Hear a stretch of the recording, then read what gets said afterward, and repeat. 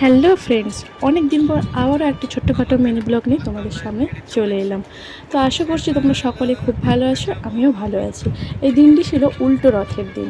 তো কারা কারা উল্টো রথের দিন রথ দেখতে বেরিয়েছিলে আর কোথায় গিয়েছিলে আমাকে অবশ্যই কমেন্ট করে জানিও। আর আমার ভিডিওটা দেখেই বুঝতেই পেরে গেছো আমি কোথায় রথ দেখতে গিয়েছিলাম। আমি গিয়েছিলাম হচ্ছে মহিষাদলে রথ দেখতে। আর এখানে দেখো কত কিউট একটা ডগি। আমার না পশুদের খুব ভালো লাগে।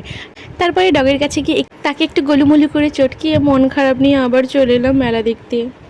আর এখানে দেখো মহিষাদলের বিখ্যাত চপ, শুনেছি আমরাও ভিডিও দেখেই গিয়েছিলাম ওখানে, জানো তো 1 টাকায় 2টো চপ। আমাদের মুখের এক্সপ্রেশন দেখেই তোমরা বুঝতে পেরে গেছো চপটা সত্যি টেস্ট ছিল। তারপরেই দেখো আমরা হাঁটি হাঁটি পাই চপ খেতে খেতে মেলায় চলে এলাম। আর এখানে দেখো চঙা প্যাকেটটার দাম ছিল মাত্র 10 টাকা। এখানে দেখো বড় হয়ে গেছে কিন্তু বাচ্চা মেয়ে এখনও কাটেনি, জানো তো। এই গাড়িটা দেখে বলছে আমি একটা নেব, নেই না তো না, তোমাকে কে না বলেছি। তারপরে দেখো এখানে চাবির রিংগুলো এত সুন্দর লাগছিল। এখানে দেখো জুয়েলারি, মেয়েদের তো জুয়েলারি বলতে একটা স্বপ্ন।